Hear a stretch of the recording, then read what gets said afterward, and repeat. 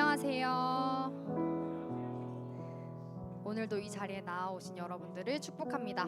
임례 찬양함으로 예배 시작하겠습니다.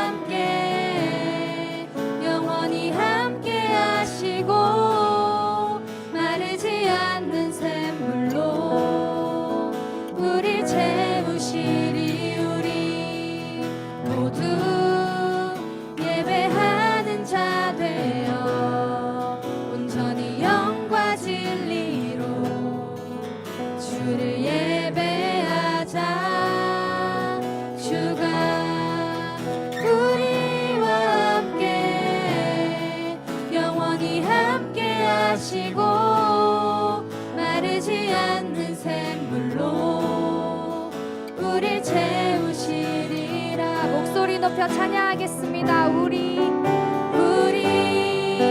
모두 예배하는 자 되어 온전히 영과 진리로 주를 예배하자.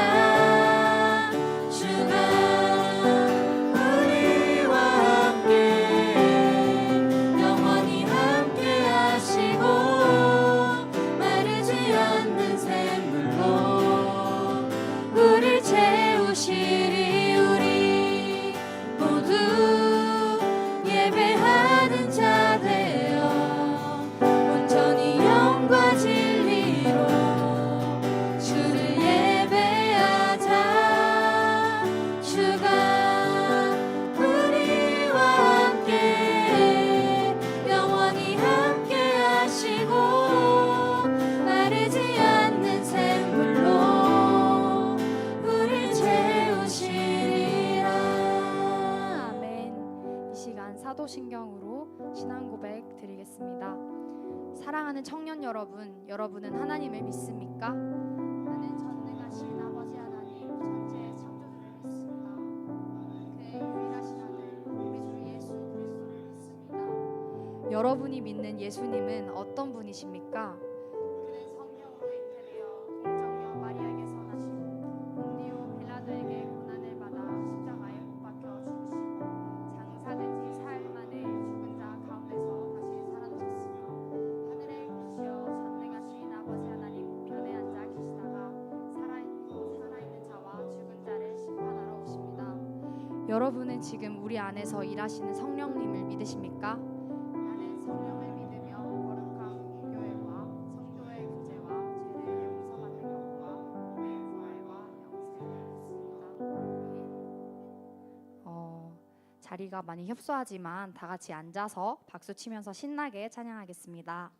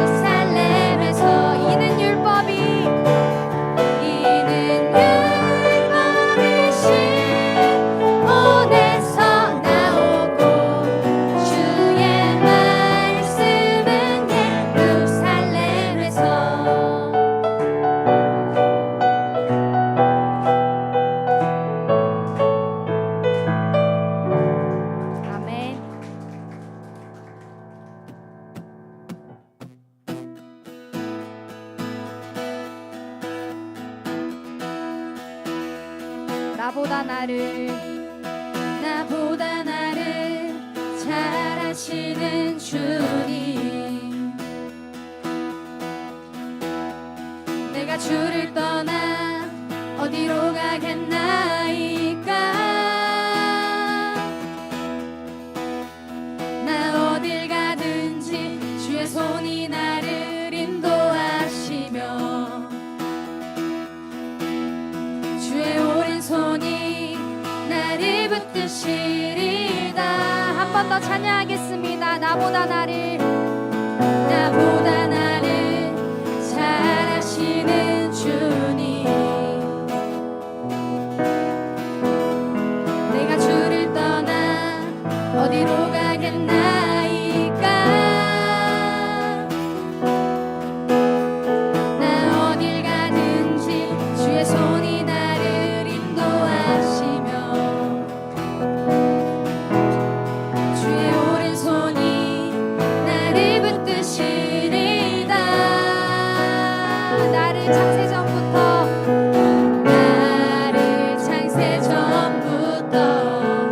계획하시고 지금까지 인도하시네. 하나님이여 주의 생각이 어찌 그리 보배로우신지요. 나의 생각보다 나의 뜻보다 더 크고 놀라우신 주님, 하나님이여 나를 살피사 나의 마음을 다시오니 나를 영원한 길로 인도하소서. 나보다 나를 잘 아시는 주님, 내가 주를 떠나 어디로 가겠나이까. 나 어딜 가든지 주의 손이 나를 인도하시며 주의 오른손이 나를 붙드시리다. 나를 창세전부터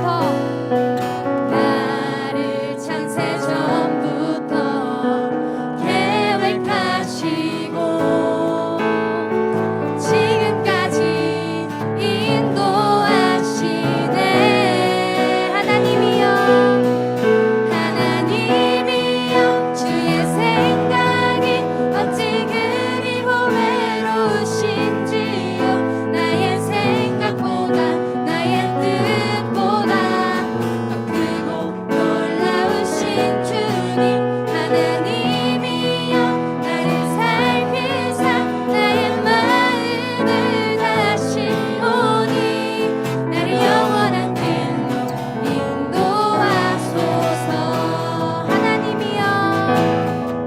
하나님이여 주의 생각이 어찌 그리 보배로우신지요.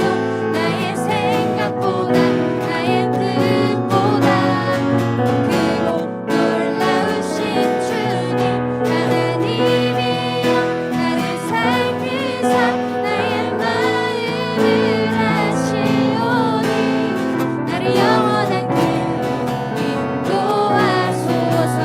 나를 영원한 길로 인도하소서.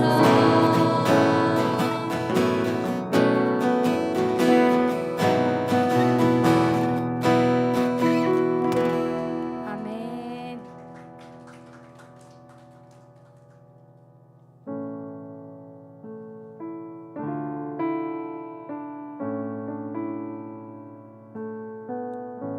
다 함께 하나님의 말을 묵상하며 찬양하겠습니다. 사랑하는 내 딸아, 너의 작음도 내겐 귀하다. 너와 함께 걸어가는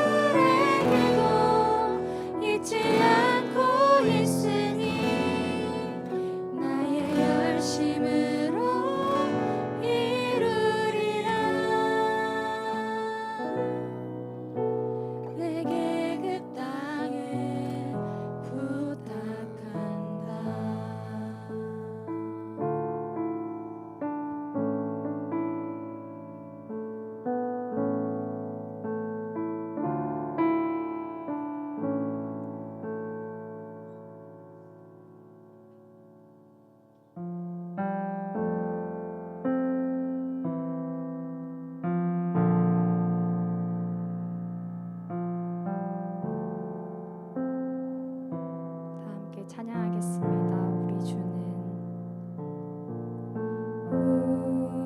우리 주는 위대하며 능력이 많으시도다. 그의 지혜 무궁하며 인자는 영원하도다. 상한 자들 고치시며 상처를 싸매시도다. 별들의 수를 세시며 이름을 붙이셨도다. 그가 구름으로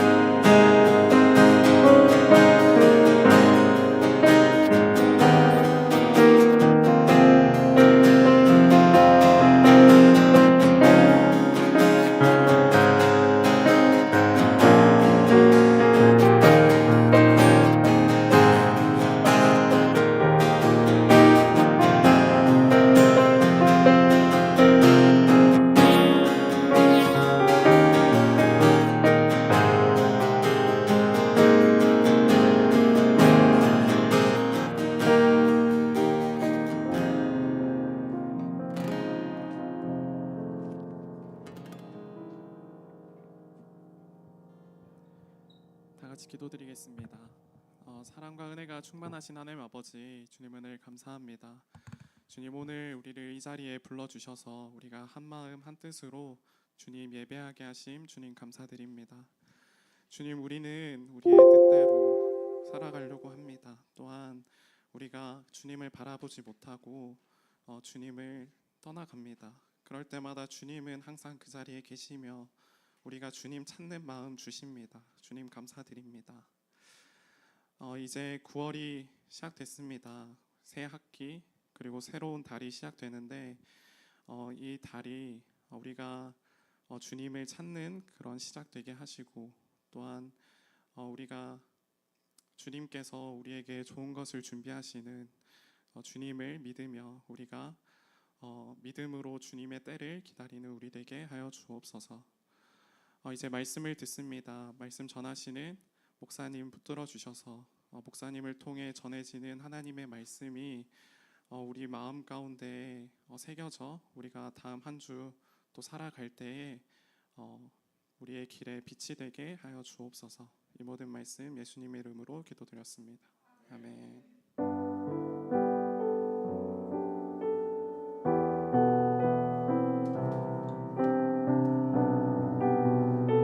다 함께 찬양하겠습니다. 우리의 기도. 오늘 이 자리에, 오늘 이 자리에 모인 우리 어린 양 예수 따라가는 무리 되게 하소서. 성령의 충만한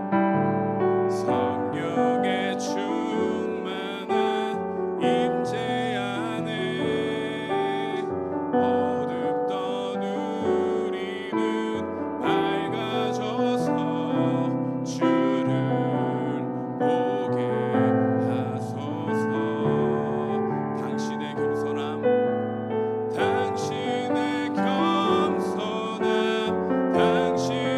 거룩함, 당신의 정직함 우리에게 보이사 내 안에 교만함, 내 안에 천박함, 내 안에 거짓된 모두 벗어버리고 어린 양 예수 따라가는 우리 되게 하소서. 아멘. 반갑습니다. 오늘 선포될 하나님의 말씀은 사무엘하 4장입니다. 사무엘하 4장. 우리 1절에서 12절까지 들어오십시오. 들어와서 있습니다. 우리 함께 그때 보겠습니다. 좀 좁더라도 저를 봐주십시오. 제가 좀 떨립니다. 왜 그러지?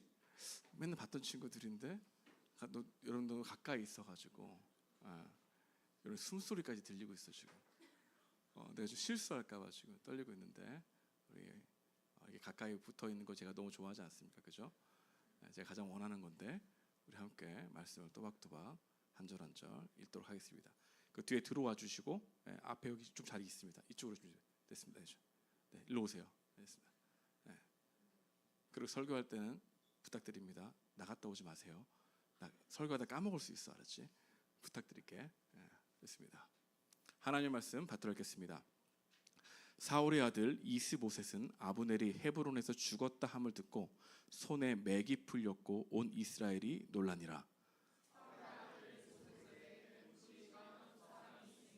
한 사람은 바하나요, 한 사람은 이름은 레갑이라. 베냐민 족속 브에솔 사람 암몬의 아들이라. 브레스 지파에 속하였으니 일찍이 브에롯 사람들이 깃다임으로 도망하여 오늘까지 거기에 우거함이더라.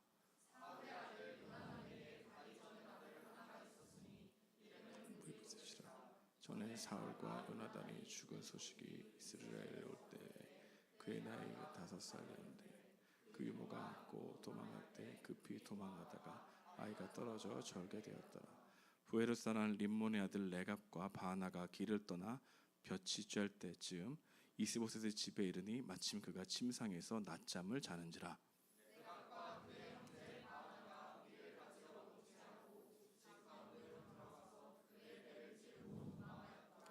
그들이 집에 들어가니 이스보셋이 침실에서 침상 위에 누워 있는지라. 그를 쳐 죽이고 목을 베어 그의 머리를 가지고 밤새도록 아라바 길로 가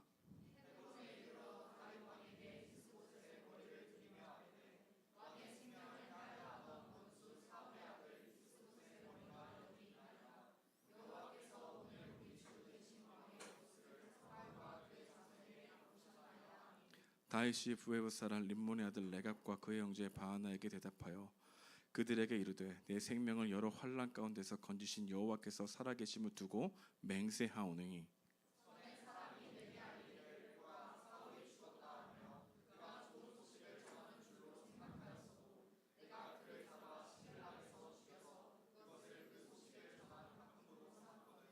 하물며 악인이 의인을 그 집 침상 위에서 죽인 것이겠느냐. 그런즉 내가 악인의 피 흘린 죄를 너희에게 갚아서 너희를 이 땅에서 없이 하지 아니하겠느냐 하고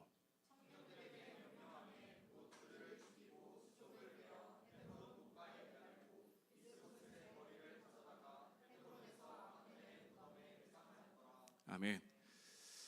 우리 긴 말씀인데 이게 사무엘 하 이야기가 또 전쟁에 관한 이야기도 많고 한 가문이 몰락해 가는 이야기도 많은데 이 이야기를 통해서 여러분과 함께 은혜를 나누고자 합니다. 최근 뉴스를 떠들썩하게 하는 사건이 하나 있습니다. 저도 주의 깊게 살펴보고 있는 사건 중 하나입니다. 실종자 수색 작전 중 순직한 해병 고 최상병의 사망 사건이 바로 그 일입니다. 여러분들도 뉴스를 통해서 자주 보고 있죠. 조사 결과를 두고 국방부와 박정훈이라고 하는 전 해병대 수사단장의 대립이 또한 그 갈등이 수그러지지 않고 있는 상황이죠. 이미 정치적으로 공방이 되어버린 비화된 상태입니다. 한쪽은 국방부 지시를 어긴 것에 대한 명백한 항명이다라고 하는 목소리를 높이고 다른 한쪽은 이렇게 할 수밖에 없는 이유는 윗선의 개입이 있을 것이다라는 의혹을 제기하고 있습니다. 이 사건을 바라보는 일반적인 관점은 누가 옳으냐에 있지요. 수사 기록에 대한 외압 여부, 그다음 진실 공방, 이게 보여지는 이유입니다. 이 사람들이 이 사건에서 관심 있는 이유는 좀 더 근본적인 것 같습니다. 진실 공방이라고 말하지만 거대 힘을 가진 권력자들이 그러나 그 조직들이 어떻게 행동하는가에 대해서 사람들이 주시하고 있다는 느낌을 참으로 많이 받게 됩니다. 조직과 개인의 싸움에는 조직이 늘 유리하기 때문이죠. 그런 그 조직의 관계자들은 이 조직이라는 이름 뒤에 숨을 수 있기 때문에 오히려 사람들은 이 박정훈 대령이 어떻게 처신을 하고 있는가 보다 그 한 사람을 대하는 조직의 모습이 어떠한지를 우리에게 비춰주고 있는 모습이 좀 더 부각되고 있는 것 같습니다. 역사적으로 볼 때 이런 일들은 계속 일어났습니다. 이런 일들은 권력자를 둘러싸고 많이 일어나죠. 문제는 권력자들 앞에서 말하는 사람들의 모습이 일그러져 있다는 것입니다. 조직 안에서 조직을 지키려고 말하는 사람들도 더 높은 위치에 있는 사람들의 눈치를 보아야 하는 약자들이죠. 여러분, 약자들은 강자들의 의중이 드러나기 전까지는 침묵할 때가 참으로 많습니다. 살아남기 위한 고육지책일 것입니다. 여러분, 약자의 슬픔과 비유가 뭐죠? 늘 자기 검열을 하며 살아간다는 것입니다. 그들은 자기들의 눈으로 세상을 바라볼 수 없습니다. 언제나 기득권자들의 눈치를 보며 삽니다. 여러분, 직장에서도 이런 일이 일어나지 않을까요? 일어납니다. 자주 일어납니다. 조직 안에서 많은 사람들은 강자의 눈으로 세상을 보는 일에 익숙해집니다. 오랫동안 눈치를 보며 살아왔기 때문에 지배자의 눈은 항상 우리는 의식하게 되는 것이죠. 그래서 우리는 강자들의 시선을 자기화하기도 합니다. 그래서 자기보다 약한 이들을 감시하거나 무시하기도 하죠.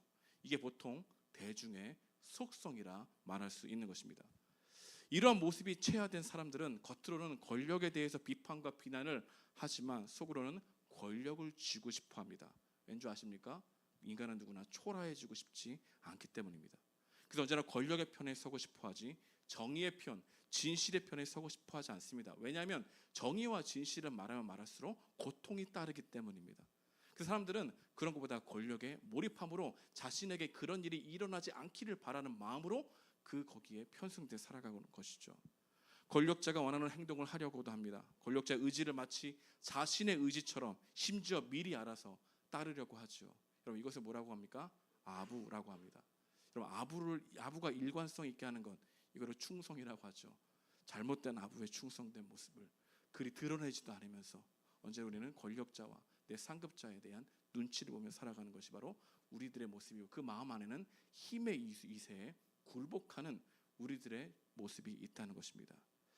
그러나 이러한 권력이 영원할 것처럼 보이지만 그리 오래 가지 않는다는 것이죠. 그런데 권력 안에 들어있으면 오래 가지 않는다는 것을 생각하지 않습니다. 당장 지금 앞에 내가 살아 숨쉬는 것에만 생각하는 경향이 많죠. 근데 권력의 무서움은 어떻게 해서든 이 권력을 계속해서 끌고 가고 싶어 한다는 것이 권력의 무서움이기도 합니다. 우리가 읽는 이 사무엘하 흐름을 보게 되면 사울의 권력이 무너지게 되고 다윗의 권력이 강력해지는 흐름 속에서 일어나는 일들이 묘사되고 있습니다. 특히 오늘 본문은 사울의 집을 집중적으로 조명합니다. 사울의 아들들의 참담한 말로를 보여주죠. 사울의 집안이 쇠락해가는 그 가정 가운데에 다윗이 점점 강성해져 가는 것이죠. 오늘 본문을 통해서 이 권력자들 사이에 있는 사람들의 모습을 보기 원합니다. 그래서 이 모습을 통해서 우리에게 주는 참된 교훈이 무엇인지 여러분과 함께 상고해 보고자 합니다. 오늘 본문에 보게 되면 이스보셋이라고 하는 사람이 등장합니다. 우리 1절 말씀 함께 읽어보도록 하겠습니다.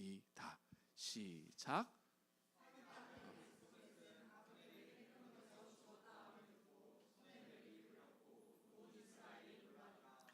이스보셋은 사울의 남은 아들이죠. 사울 왕이 죽고 권력의 자리를 차지하게 된 인물입니다. 하지만 그는 심약한 사람으로 알려져 있습니다. 사울 밑에서 군대 장관으로 지냈던 이 아브넬이 죽었다는 소식에 이스보셋이 맥이 풀렸다, 모든 용기를 상실해 버렸다, 절망했다라고 하는 것이죠.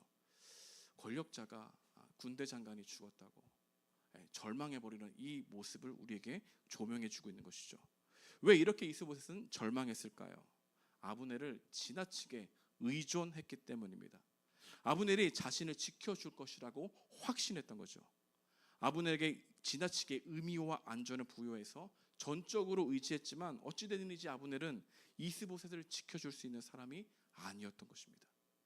아브넬이 죽게 되자 이스보셋은 모든 게 무너졌다고 믿었습니다. 아브넬이 없다는 것에만 집중한 것이죠. 살아갈 소망은 아브넬이 죽었다는 소식에 삼켜졌습니다. 권력의 자리에 있던 이스보셋은 극심한 두려움과 불안에 시달렸던 것 같습니다. 이것이 권력의 또한 무서움이기도 합니다. 일단 권력을 쥐고 나면 거의 언제나 두려움이 따라오게 됩니다. 권력을 쥔 사람은 자신이 경쟁자의 관역이자 질시의 대상임을 압니다. 그래서 높이 올라가면 올라갈수록 추락의 가망성도 더 커진다는 것을 인식하기 때문에 두려움도 계속해서 찾아오는 것이죠. 이럴 때 권력은 종종 두려움에서 태동해 다시 더 큰 두려움을 낳는 무서운 것입니다. 그런데 이스보셋은 자신의 삶에 지배할 힘이 거의 전무했죠. 없었습니다. 자신의 무력함에 대한 깊은 두려움이 생겼고 그 두려움을 아브넬이라는 사람으로 대체해 보려고 했지만 아브넬이 결국 죽게 되어 더 이상 그 소망마저 잃어버리게 되었던 것입니다. 더 이상 자신을 지켜줄 사람이 없자 죽음에 대해서 두려움이 커졌죠. 여러분, 사람들은 죽음 때문에 죽지 않습니다. 죽을지 모른다라고 하는 두려움 때문에 죽는 경우가 훨씬 많죠. 여러분, 이스보셋도 실제적으로 고통 때문에 고통스러운 것이 아니라 불안 때문에 고통스러워했던 것입니다. 이스보셋은 두려운 마음을 이겨낼 수 있는 내적인 힘이 없었죠. 그는 흉한 소식 앞에서 용기를 잃었습니다. 여러분, 이런 모습은 이스보셋의 정체성을 알게 되는 것이죠.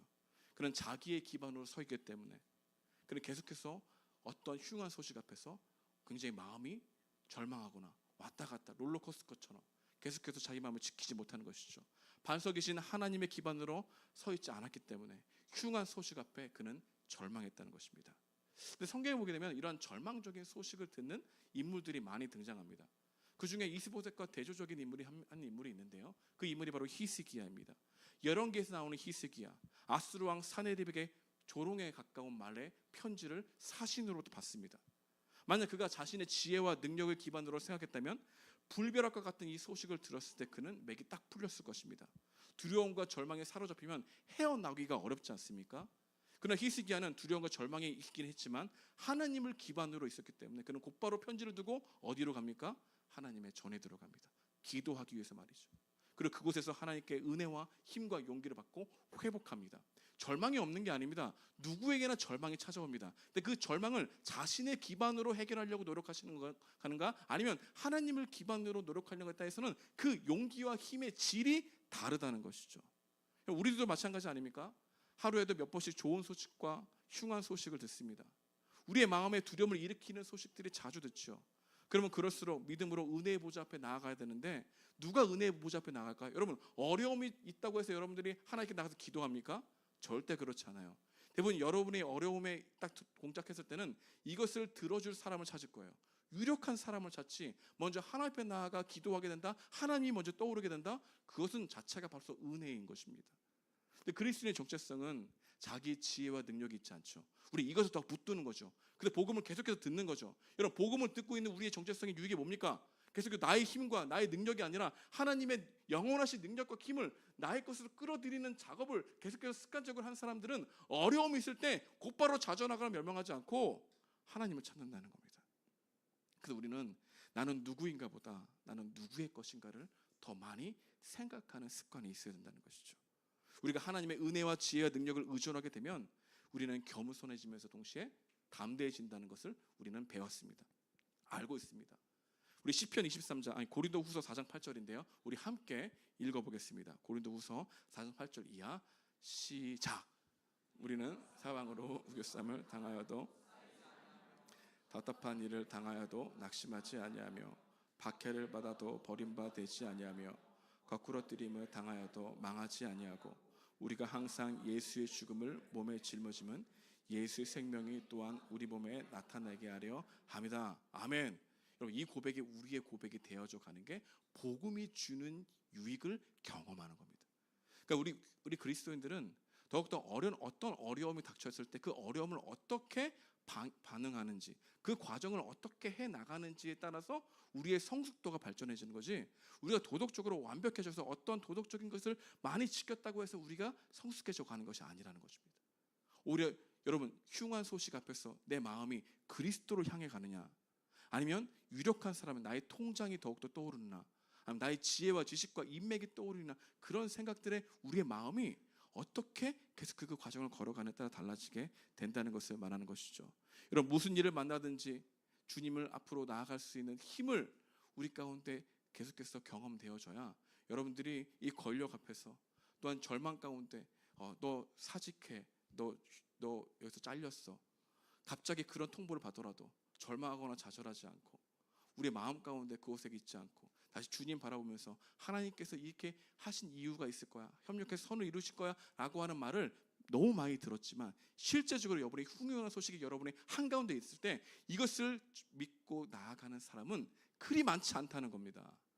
근데 그렇게 나아갈 때 하나님의 놀라운 은혜와 용기와 복을 받는 것이 그리스도인의 비밀이에요.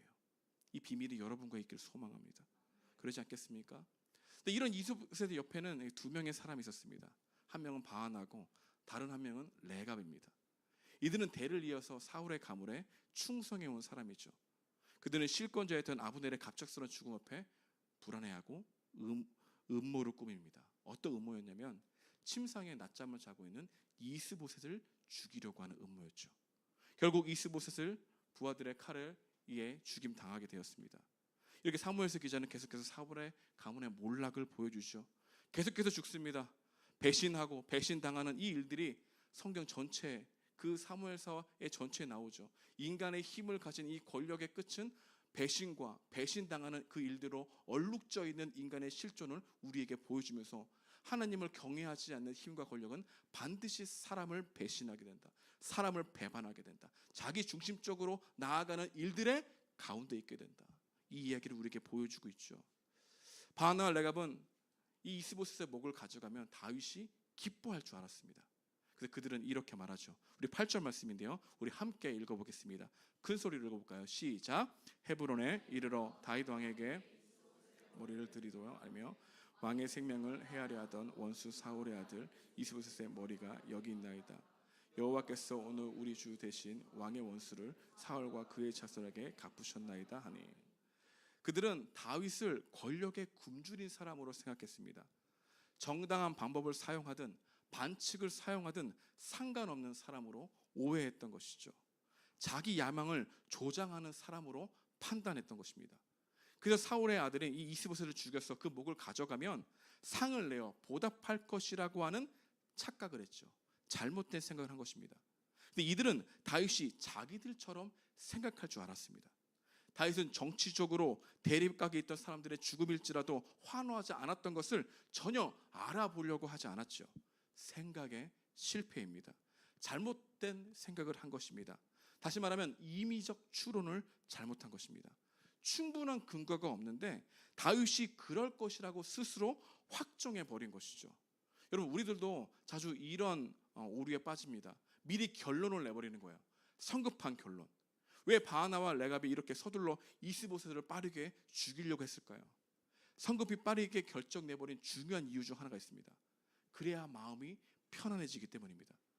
그들이 생각할 때는 최선의 대처가 이스보셋을 죽여서 그 목을 가지고 다윗에게 가는 것이라 생각했습니다.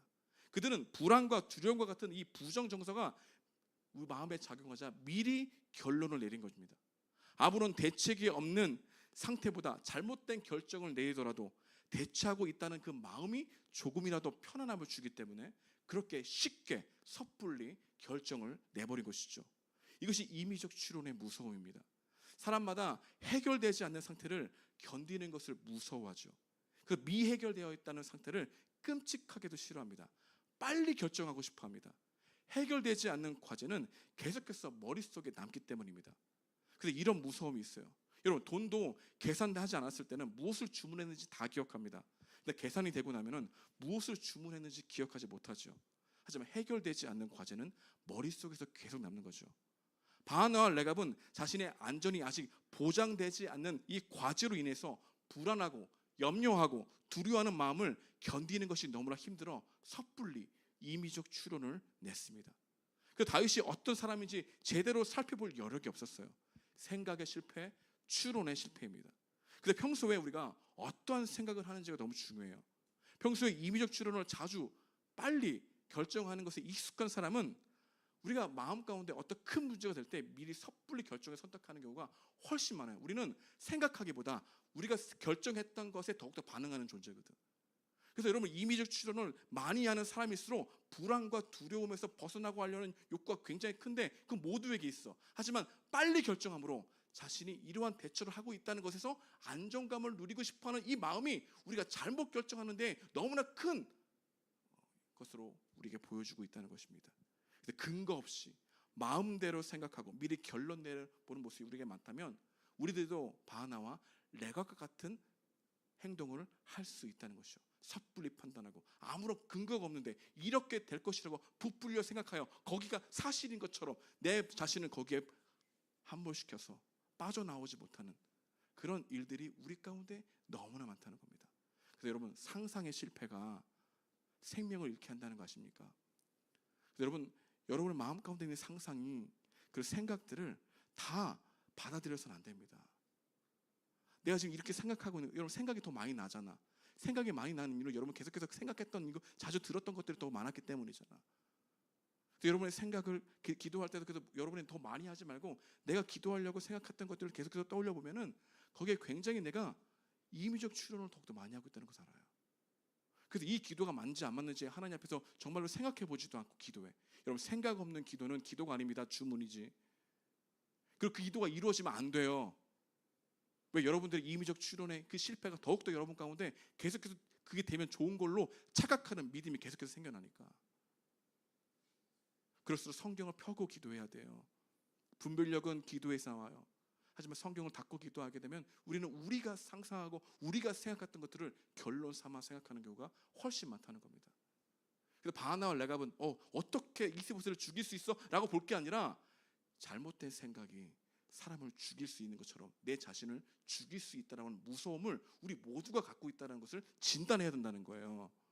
그래서 여러분 자신을 스스로 과대평가하지 않는다고 말씀을 적용하기 원합니다.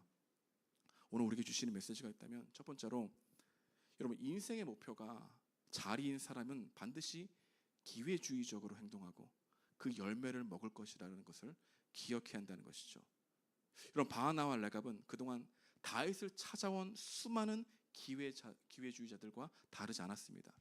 달콤한 언어로 하나님의 뜻을 들먹였지만 다윗은 꿈쩍하지 않았죠. 그러니까 여러분, 다윗이 꿈쩍하지 않았다는 것은 그냥 다윗만 생각할 게 아니라 하나님은 우리의 마음에 동기를 아시거든. 그러니까 우리가 기회주의적으로 행동하고 생각하는 것들을 하나님은 아신다고 생각할 때 다윗이 꿈쩍하지 않는 것처럼 하나님은 여러분들의 그 말에 꿈쩍하지도 않으신다는 거예요. 하나님을 속일 수 있습니까? 하나님 앞에 여러분의 마음의 동기를 여러분 속일 수 있어요? 없죠. 그 다윗이 꿈쩍하지 않는 것을 우리는 다윗만 생각할 것이 아니라 우리를 바라보고 계시는 하나님도 우리의 이 기회주의적인 입술에 나오는 이 고백들에 그 진실하지 않은지 우리 주님은 너무나 잘 아신다는 거죠. 여러분, 기도할 때 또 하나님 앞에 나아갈 때 여러분 마음에 이 자리에 앉아 있을 때 여러분이 정말 많은 죄를 지어서 상관없어요.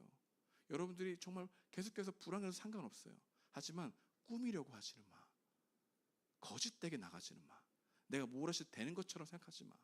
내가 괜찮은 존재라고 생각하지 마. 그 마음들이 오히려 우리가 하나님 앞에서도 우리가 가면을 쓰게 돼. 두 번째로 오늘 우리에게 주시는 메시지가 있다면 보상에 대한 마음을 점검해야 한다는 겁니다. 오늘 반복적으로 다윗에게 보상을 바라는 사람들이 있죠. 아브넬 그리고 바하나와 레갑입니다. 여러분, 아브넬이 어떻게 죽었습니까? 아브넬 자신의 힘을 가지고 있다고 생각했죠. 내가 힘을 다윗에게 이양하면 다윗이 전체적으로 통일했을 때 통일 왕국의 2인자인 군대 장관을 나에게 주지 않을까라고 생각해서 보상을 바라고 나아갔다가 이 다윗의 부하였던 요압에게 죽지 않았습니까? 여러분, 바하나와 레갑은 어떻게 죽었습니까? 보상을 바랬죠. 25셋을 정적을 제거하면 다윗이 우리를 사랑할 것이다, 선물을 줄 것이다 라고 하는 생각으로 나가지 않습니까? 그래서 오늘 본문은 우리에게 보상 심리를 묵상하게 합니다. 여러분, 성경은 보상을 얘기할까 얘기하지 않을까요? 얘기하지 않아요. 상급은 얘기합니다. 하지만 보상은 얘기하지 않아요. 상급과 보상은 달라요. 상급은 전적으로 하나님이 주시는 은혜예요. 근데 보상은 내가 하나님께 받아야 된다는 생각이 훨씬 크죠. 그러나 이런 보상 심리가 우리의 생각을 왜곡하게 하죠. 여러분, 신앙생활은 보상 심리를 거부합니다. 여러분, 신앙생활은 은혜에 대한 반응이죠. 하나님의 은혜 때문에 자발성이 우리의 열매, 우리의 생명 아닙니까? 그러나 어느 순간 자발적인 마음에서도 보상 심리와 인정받고 받고 싶어하는 우리의 마음이 계속해서 부뚜부뚜 올라오게 되는 것이죠. 대부분 우리는 보상 심리의 사회에서 살고 있기 때문입니다. 나에게 잘해주면 상대방에 잘해주는 사회, 나에게 인색하게 굴면 상대방에서 무시할 궁리를 찾는 사회. 기브 앤 테이크가 우리의 기초이죠. 근데 여러분, 신앙의 본질은 기브 앤 테이크가 아닙니다. 신앙의 본질은 하나님이 부여하신 은혜의 풍성함입니다. 은혜가 마르면 보상을 바랍니다. 은혜가 마르면 자격을 따집니다. 은혜가 마르면 소유의 넉넉함으로 의미와 안전을 찾으려고 합니다.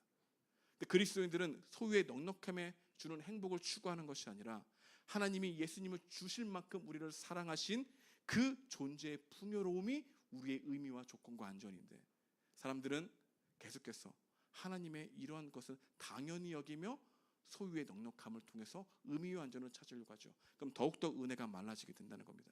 여러분, 생각해 보십시오. 하나님 앞에서 우리가 무슨 보상을 바라겠습니까? 여러분, 보상을 바라는 마음에는 늘 부족하다고 시달리는 사람들이 보상을 바라죠. 하나님이 주시는 게 풍요로운데 계속해서 우리가 하나님께 무엇인가를 바라고 있다면 우리는 하나님부터 오는 풍요로움을 누리고 있지 못하다는 것을 인정하는 게 더 낫죠. 여러분, 시편 23편에 이렇게 고백합니다. 우리 함께 읽어볼게요. 시작. 여호와는 나의 목자시니 내게 부족함이 없으리로다. 잠깐만, 여러분, 이 말씀이 있습니까? 여호와는 나의 목자시니 내게 부족함이 없으리로다.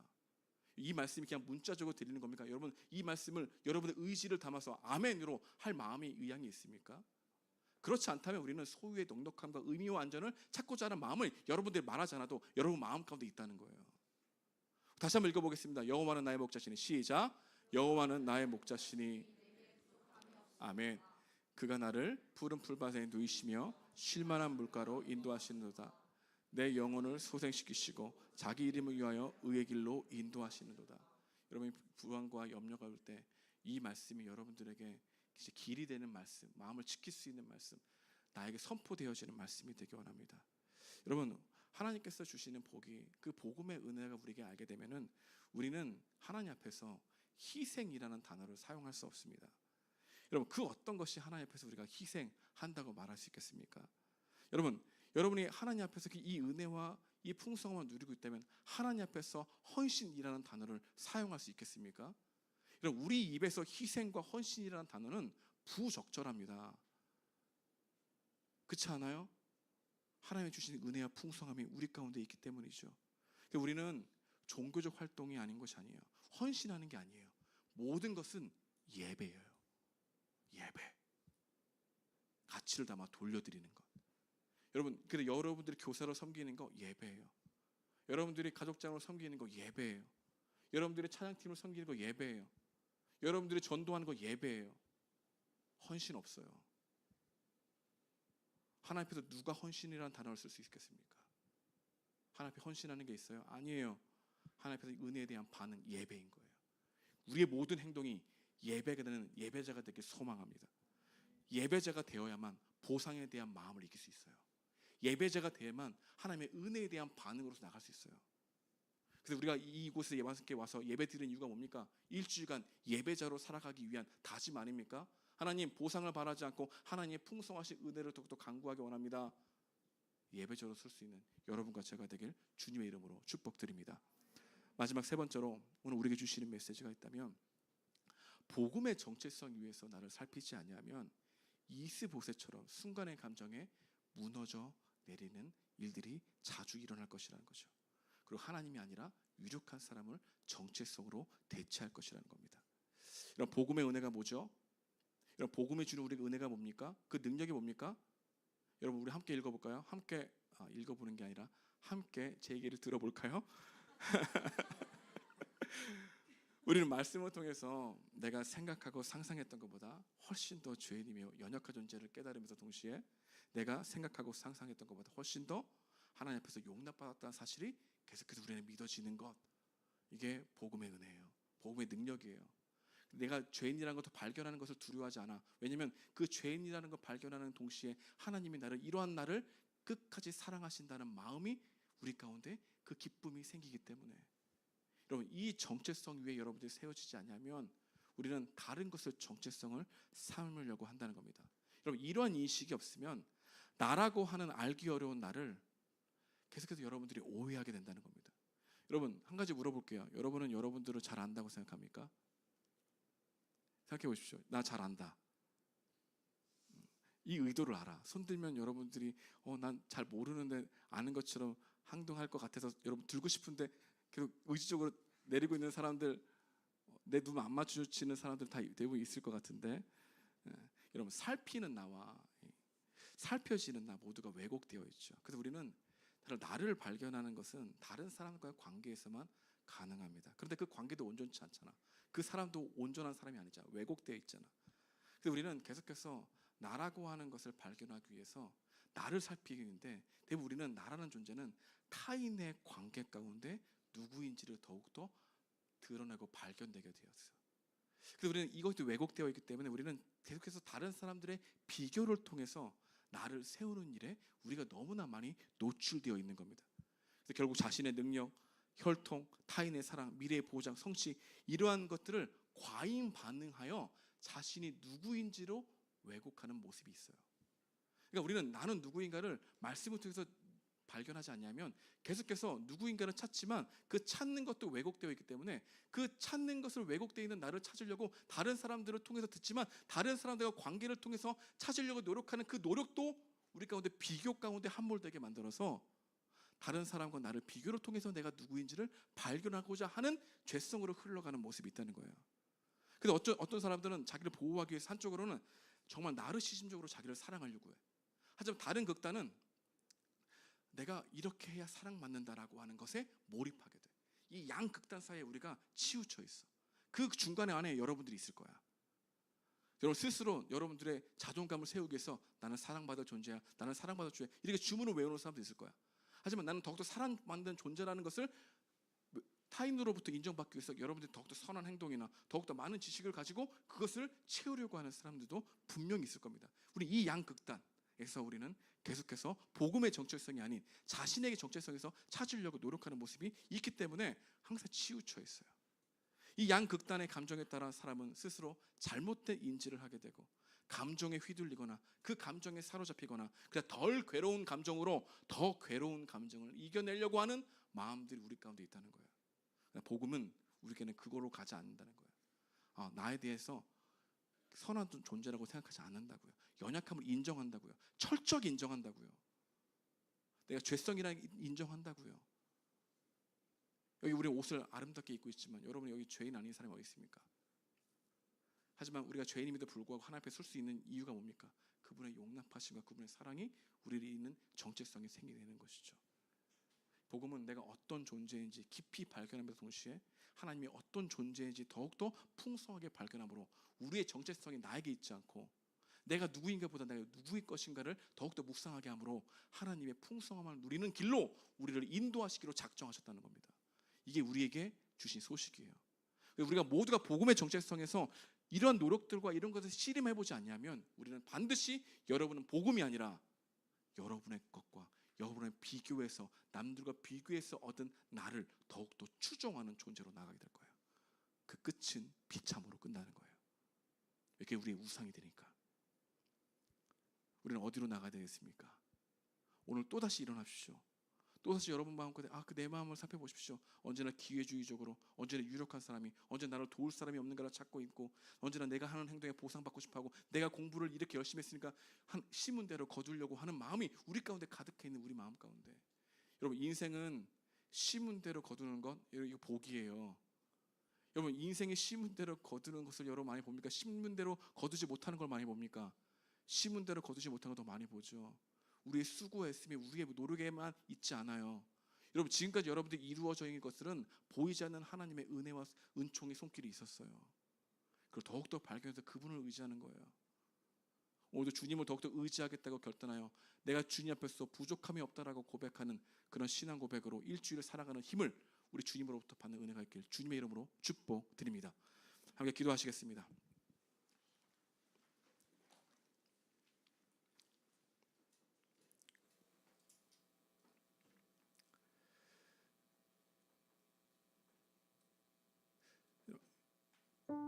오늘 말씀을 들으면서 어떤 생각을 했습니까? 텔레비전에 나오는 여러 가지 뉴스들은 남의 이야기가 아닙니다. 우리도 어느 조직에 가든 어떤 공동체에 가든 계속해서 겪게 될 문제이고 씨름할 문제이고 편성되어 있는 우리들의 모습입니다.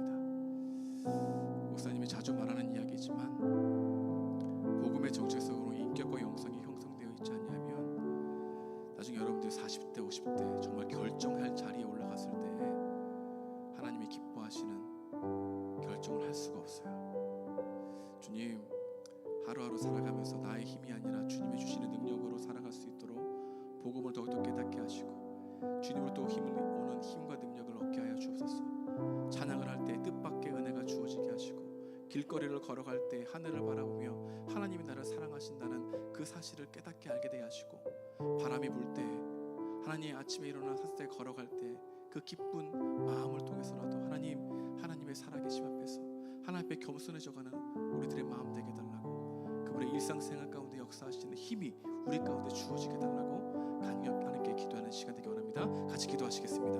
하나님 감사합니다. 하나님 오늘 말씀을 통해서 함께 나누게 하시는 은혜 감사합니다. 성령께서 역사하시고 우리의 힘을 도와주시옵소서. 나의 힘을, 나의 감정을 아버지 왜곡된 감정을 임의적으로 치료하려고 하는 나의 마음을 하나님 내려놓게 하시고 주님 바라볼 수 있게 도와주시옵소서. 내가 하는 생각들 자체가 왜곡되어 있다는 걸 알게 도와주시옵소서. 치우쳐 있는 우리 마음 가운데 말씀으로 나아가는 은혜가 되게 원합니다. 예배자로 쓰기 원합니다. 하나님 예배자로 쓸 수 있는 마음 되게 도와주십시오. 성령여 우리 마음 가운데 한 사람 한 사람 용기와 힘을 주십시오. 그 마음 가운데 힘을 주십시오. 기도할 수 있는 힘을 주십시오. 여러분 기도하십시오. 그래서 여러분 기도하십시오. 계속 기도하기 원합니다. 여러분 일주일 여러분 하나님께 맡기십시오. 여러분이 공부하고 있는 것들을 맡기십시오. 하나님 최선을 다하겠습니다. 아버지 하나님 내 길을 인도하시는 이는 주님이십니다. 내가 부족함이 없도하리라 하는 하나님의 말씀에 아버지 우리가 나의 가운데 이루어지게 해달라고 기도하십시오. 같이 기도하는 은혜가 있기 원합니다. 같이 기도하기 원합니다. 기도합시다. 기도합시다. 주님 바라봅시다. 주님 감사합니다. 함께 기도하게 하시니 감사합니다. 하나님, 많은 시험과 유혹이 있을지라도 마음을 지킬 수 있는 힘을 주시옵소서.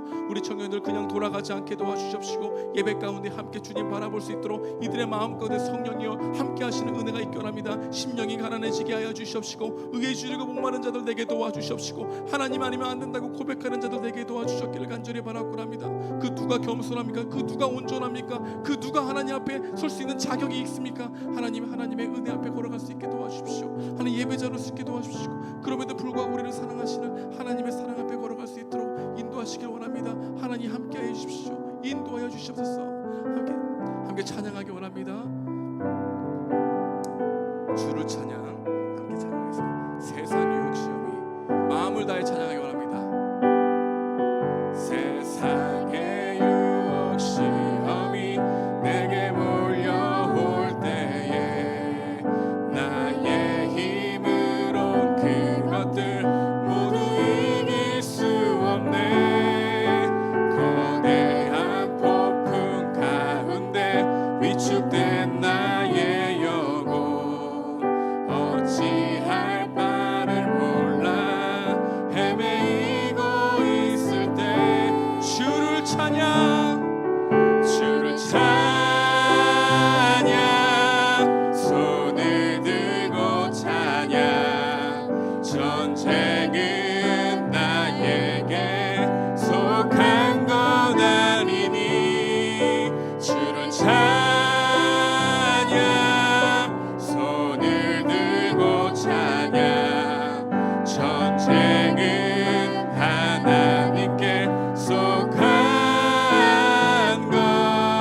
것이니 거짓과 속임수로 가득 찬 세상에서 어디로 갈지 몰라 머뭇거리고 있네.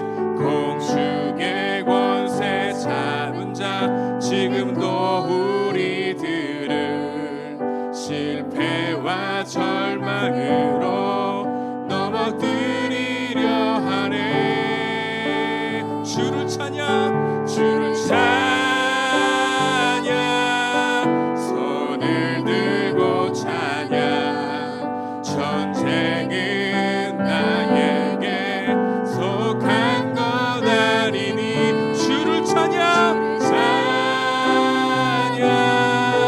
손을 들고 찬양 전쟁은 하나님께 속한 것. 3절 우리 다 함께 일어나서 찬양하겠습니다. 주위를 둘러보면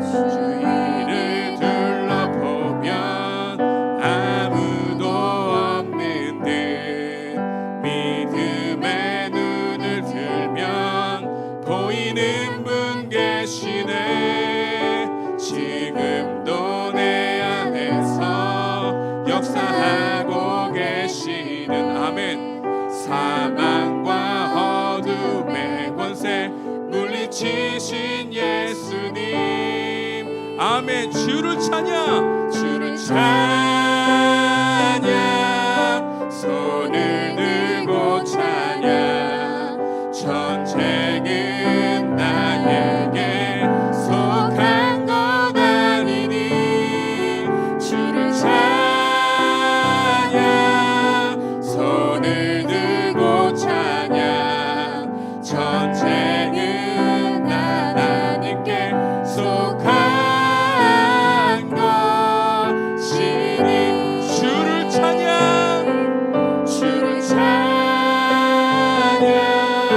손을 들고 찬양 전쟁은 나에게 속한 것 아니니 주를 찬양 손을 들고 찬양 전쟁은 하나님께 여러분의 목소리로 고백하기 원합니다. 주를 찬양 함께 목소리를 높여 찬양하겠습니다. 주를 찬양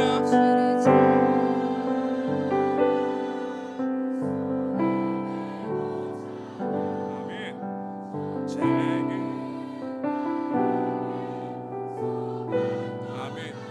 주님 바라봅니다. 주를 찬양,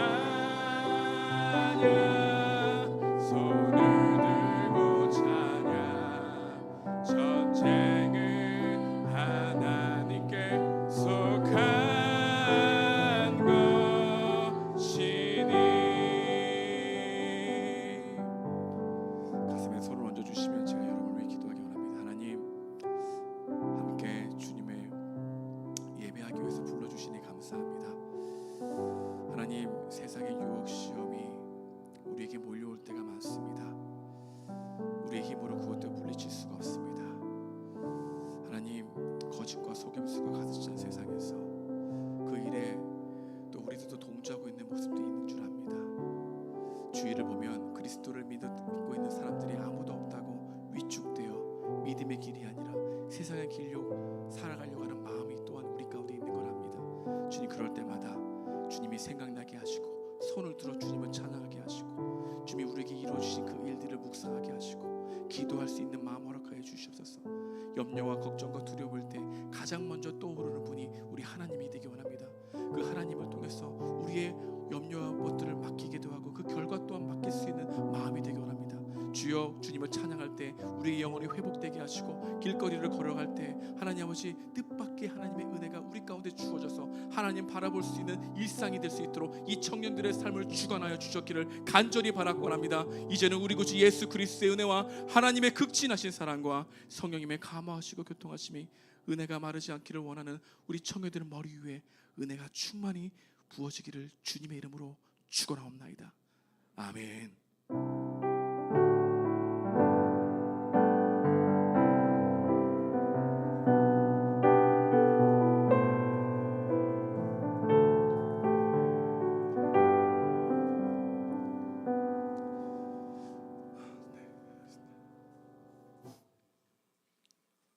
생각보다 괜찮은데, 그치? 나는 고등부실이 좋아지려고 하는데. 안녕하세요.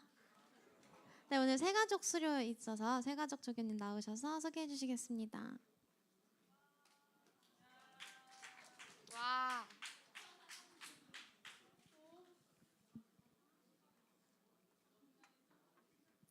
안녕하세요.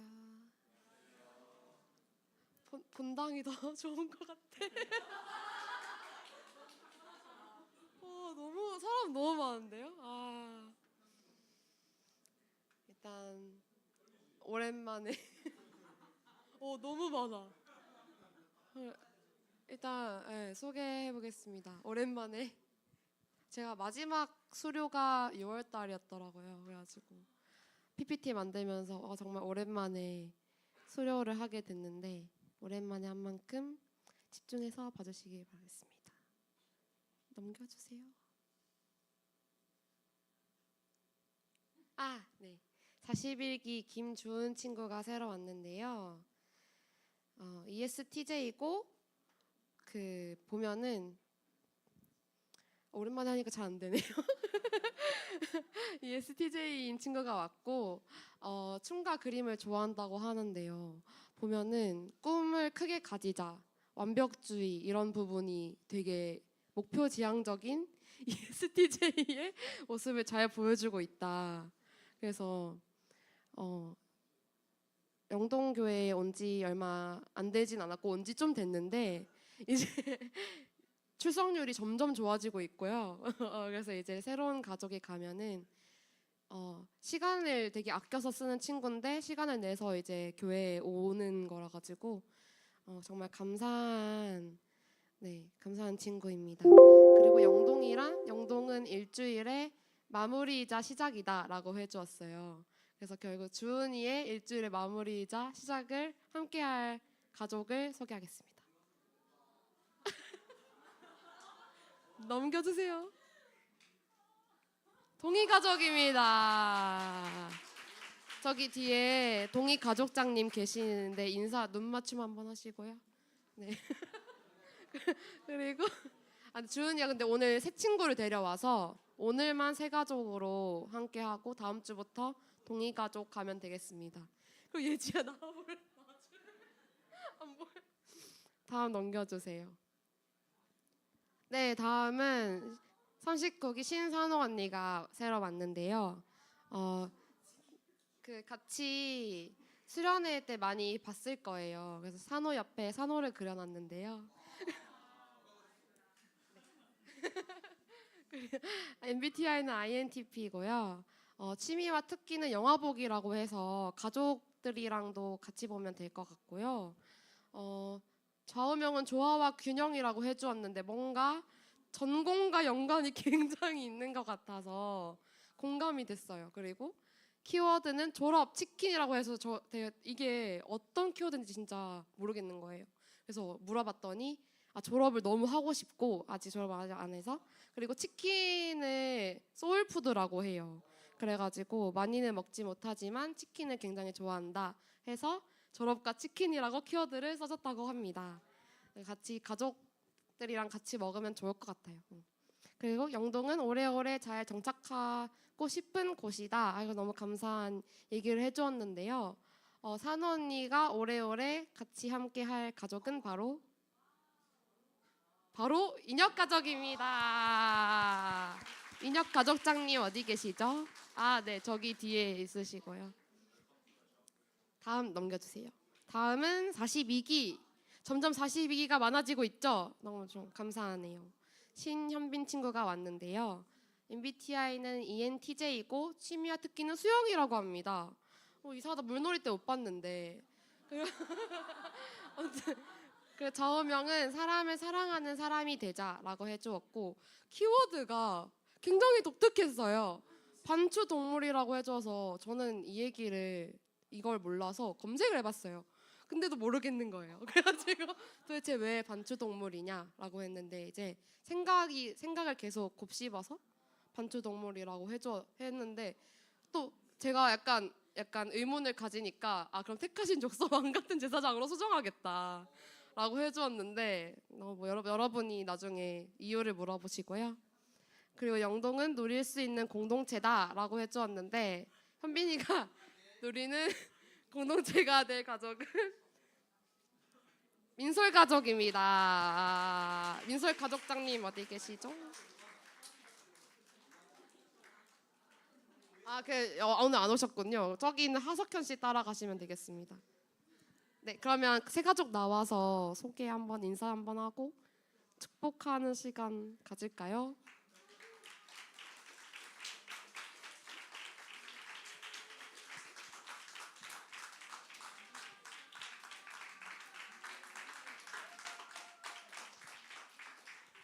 거기가 아니라 여기인데요. 예. 여기 제 옆에 서세요. 인사 한번. 안녕하세요. 42기 신현빈입니다. 네, 안녕하세요. 41기 김주은입니다. 39기 신산호입니다. 축복하겠습니다.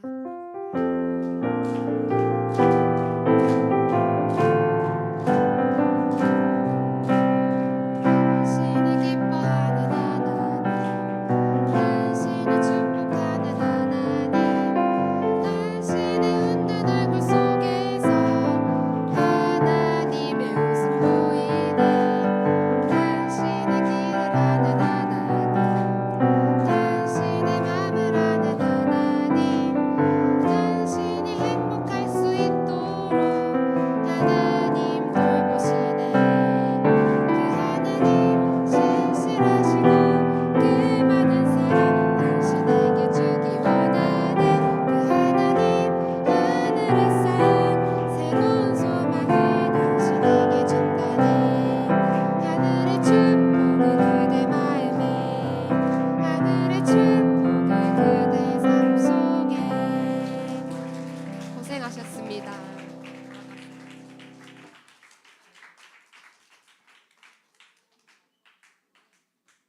네, 저희 오늘 특별 광고로 독서 모임 광고 있는데 담당자 나와서 근데 나오시면 이 우글우글함이 느껴지실 거예요. 나오실 때 큰 박수 부탁드립니다.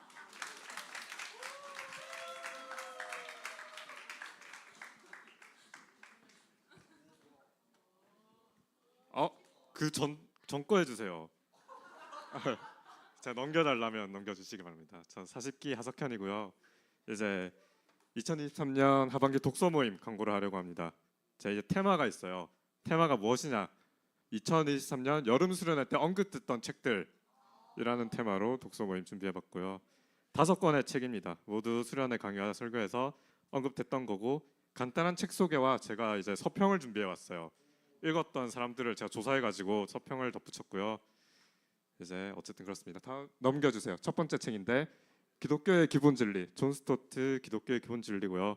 사실 이 책은 제가 서평을 확보를 못했어요. 왜냐? 읽은 사람이 없더라고요. 이제 성경의 메시지를 명료하게 설명하고 예수 그리스도께 화답하는 강력한 도전이 특징인 책이라고 알라딘 도서 소개에 되어 있습니다. 제가 복사 붙여넣기 했고요. 이거는 제가 이제 서평 그 중에 쓸만할 거 있나 찾아봤는데 저희 교회 성경 교재로 쓰는데 정말 좋습니다. 이런 책가 많더라고요. 이제 어쨌든 그런 책이고 여기 소개에 적혀 있듯이 성경의 내용과 예수 그리스도에 대해 명료하게 알려주는 책이다라고 생각하시면 될 것 같습니다. 다음 넘겨주세요. 네, 이거는 팀 켈러 목사님의 복음 안에서 발견한 참된 자유고요. 이 책의 서평은 제가 썼어요. 왜냐? 이거는 하석진이 읽었던 책인데 제가 서평 달라고 하니까 안 준다고 하더라고요. 그래서 제가 어쩔 수 없이 읽어가지고 서평 썼는데 제가 어제 읽었거든요. 그 이유가 뭐냐? 50페이지밖에 안 됩니다.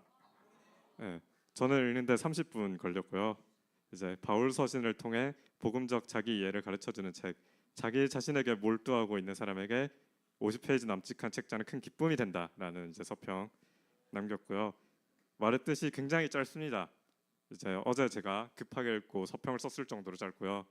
그렇기 때문에 텍스트에 대한 부담이 적을 거고 나눔 위주의 모임이 되지 않을까라는 생각이 듭니다. 넘겨주세요. 뜻밖의 회심. 띄어쓰기를 잘못했네요. 제가 쓸 때. 어쨌든 이 책은 이제 여기 서평은 이제 저희 학교 SFC 선배 형이 쓴 건데 이제 너무 길게 써가지고 제가 마지막 문장만 옮겨왔어요. 십자가의 여정은 좌파 레즈비언 영문학 교수만 걸어야 하는 길이 아니기 때문입니다. 사실 나도 걸어야 하고 당신도 걸어야 하고 믿음의 형제 자매 누구나 걸어야 할 길이기 때문입니다라고 돼 있는데 이 책에 관심이 있는 분이 있으면 제가 이제 서평 전체를 보내드리겠습니다. A4 용지 한 장 분량인데 관심 있으면 읽으시면 될 것 같고 이거는 이제 제 기억으로는 셋째 날에 이정규 목사님 저녁 설교 때 나왔던 책인데 여기 띠지에 적혀 있듯이 이제 레즈비언 영문학자의 회심 이야기를 다루고 있다. 여기 관심 있는 분들 읽으시면 될 것 같고요. 넘겨주세요. 이거는 이제 알베르 까미의 전락이라는 책인데 이 책은 5권의 책 중에 유일한 이제 일반 서적이자 소설이고요. 또 이제 알베르 까미라는 무신론자 작가가 쓴 책입니다. 근데 이 책은 서평 이것도 적었었는데 이제 선행도 참회도 모든 것이 죄일 뿐 신이 없는 세상에 구원이 없다는 무신론자 작가의 아이러니한 고백이라고 썼는데 이 책만큼 이제 인간의 죄된 본성을 밝히고 하나님을 강력하게 요구하는 책이 없다라는 이제 아이러니한 그런 책이고요. 분량은 굉장히 짧아요. 200페이지가 안 됩니다. 그 학교에서 뭐 공대인가 어쨌든 이과니까 이해하겠습니다. 어쨌든 그런 책이고 이제 까먹었잖아 그것 때문에. 어쨌든 이제 그렇고요. 넘어가겠습니다. 다음은 이제 C.S. 루이스의 순전한 기독교입니다. 이거는 이제 이 책을 통해 믿음이 얼마나 강력한 무기인지 알 수 있다. 또한 믿음을 통해 열매 맺는 윤리와 실천은 우리를 구별되는 삶으로 인도한다라는 서평을 붙였고요. 저는 이걸 전체를 읽어보진 않고 이 책 안에 있는 챕터 중에 사랑을 다루는 부분만 읽어봤는데 굉장히 좋더라고요. 이제 그리스도인이 믿는 것과 어떻게 행동하며 사는 것을 논한 책이라고 제가 들었는데 관심 있는 분들 읽으시면 될 것 같습니다. 넘겨주세요. 네, 이제 관심 있는 분들 저한테 연락해 주면 될 것 같고요. 저한테 그 어떤 책 모임을 하고 싶다고 연락을 주면 제가 독서 모임을 할 수 있게 카톡방을 만들어서 안내를 해드리겠습니다. 모임을 할 수 있도록. 네, 관심 있는 분들 연락 주세요. 네, 끝입니다.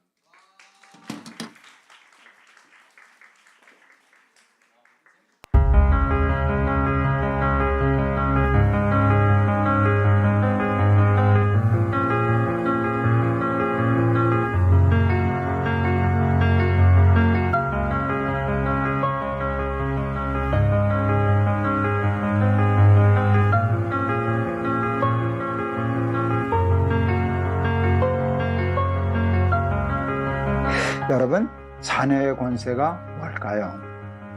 자녀의 권세는요, 엄청나요. 아버지께 내 거거든요. 아버지께 내 거예요. 예수를 믿으면 우리는 하나님의 아들, 하나님의 딸이 되는데요. 하나님 나라가, 하나님의 집이, 천국이 나의 집이 되고 나의 삶이 되는 줄을 믿습니다.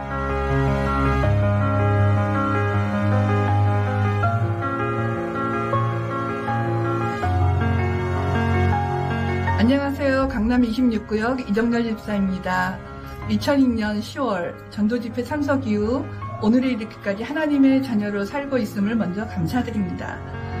만약 20여 년 전 그날 내가 전도 집회 VIP가 아니었다면 내 삶의 방법도 과정도 결과도 달랐을 것이라고 생각합니다. 전도 집회를 준비하면서 우리가 할 일은 어떻게 생각하면 쉽습니다. 저와 같은 VIP를 그저 교회 마당까지 모시고 오시면 됩니다. 다음은 하나님께서 알아서 하시겠죠. 두근두근 하는 마음으로 발걸음하신 VIP와 미소 띈 모습으로 동행하신 사랑하는 성도님들을 뵐 생각을 하니 상상만으로도 행복합니다.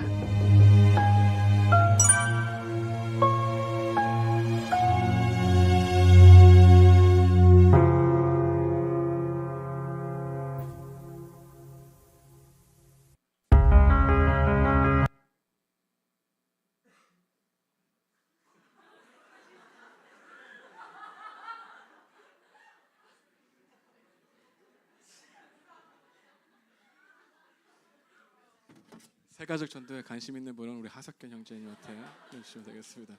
교회 전체적으로 새생명 축제가 1년에 한 번씩 하고 있는데 이번에는 저희 청년들도 함께 동참하면 좋겠다라고 하는 그런 의견들도 있고 저도 그렇게 생각해서 함께 여러분들이 새생명 축제에 그냥 옆에 여러분이 정말 복음이 필요한 사람들이 생각나면 한번 모시고 오시고 이렇게 함께 참여해서 말씀을 듣고 나가는 시간 됐으면 좋겠습니다. 또 이번에 또 워낙 또 말씀하는 부분들이 기독교의 언어가 아닌 비신자들과 함께 나눌 수 있는 언어들과 주제들로 말씀을 하시기 때문에 여러분들에게도 좋은 유익이 될 것 같으니까 우리 모두도 참석해서 함께 은혜 받을 수 있는 시간 되길 원합니다. 이상입니다. 하석현한테 하지 말고 저한테 해주셔야 됩니다. 네, 광고 띄워주세요. 네. 네, 예배 자리에 나오신 모든 분들을 환영합니다. 새로 오신 분들은 아까 나와서 발표했었던 40기 조은진을 찾아주세요. 네, 저희 매주 토요일 5시 교육관 지하 1층에서 기도회가 열리고 있습니다. 많은 참여 부탁드리고 다음 장 넘겨주시면 기도회 사진인데 어저께 기도회 사진이라고 해요. 그래서 저희 카톡으로 기도회 팀이 중보기도함을 링크를 보내주고 있는데 거기에 기도 제목을 남겨주시면 함께 기도해드린다고 합니다. 네, 9월 10일 다음 주죠. 다음 주 예배는 청년 1, 2부 연합 예배로 본당에서 드립니다. 그래서 본당으로 오시면 되고요. 네, 오늘이죠. 네, 오늘 오후 5시 30분부터 고등부실에서 마지막 수련회 준비위원회가 열립니다. 수련회 피드백에 관련된 이야기를 나눌 거라 수진이 분들 또 팀장분들 참석 부탁드리고 참석 못하시는 분들은 저한테 카톡 따로 남겨주세요. 네, 오늘 다음 주입니다. 9월 10일 오후 5시 30분 고등부실에서 수련회 운영위원회가 열립니다. 제가 잘 외우셨는데 네, 그래서 섬김이 분들 참석 부탁드리고요. 가족장과 기장 그리고 조교분들, 대표진분들 참석 부탁드립니다. 네, 가족 모임 장소입니다. 근데 오늘 좀 이슈가 많은데요. 일단 본당 1, 2층 사용을 못합니다. 네, 중등부실 사용을 못합니다. 네. 그래서 본당 1, 2층에서 쓰는 다운가족, 영서가족, 소민가족, 경로가족, 인효가족이랑 중등부실 유한가족, 영진가족은 교회 카페나 아니면 고등부실에서 조금 좁더라도 따닥따닥 붙어서 가족 모임을 진행해 주셔야 될 것 같습니다. 네, 오늘 교회 행사가 오늘 조금 많아가지고 장소에 대한 양해 부탁드립니다. 네, 그러면 저희 다음 주는 여기서 안 드려요. 여기 이번 주만 드리는 거고 다음 주는 본당에서 드립니다. 다음 장 넘겨주시면 그럼 다음 주에 만나요. 안녕.